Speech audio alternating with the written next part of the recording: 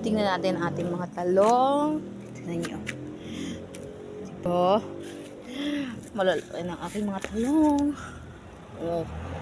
Hala. Ito, may bulaklak na siya. Oh, ha? Huwag lang mamamatay ang aking bulaklak. Diba? Fresh. Mga bulaklak ng lola mo.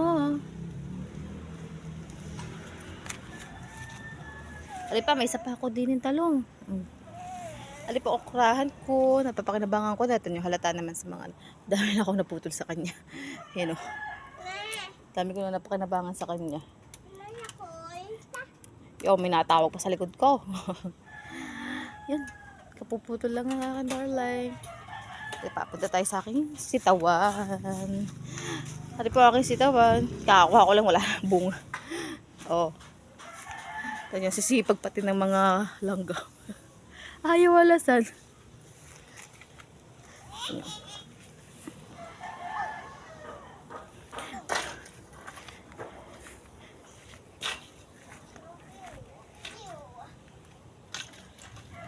Di ba?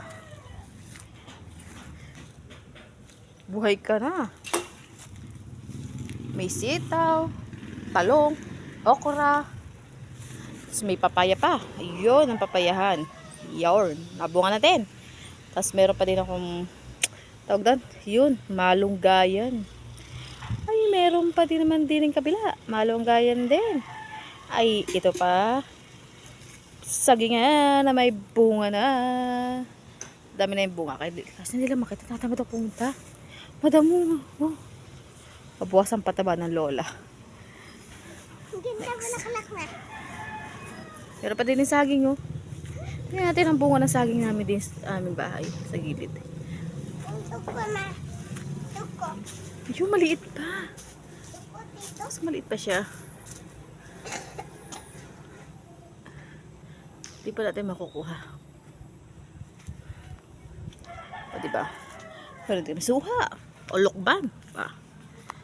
Abot ito pang bagong taon. Oh, diba?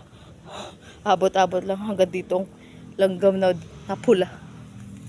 Nansisipag. Yun oh. Ang daming bunga, diba?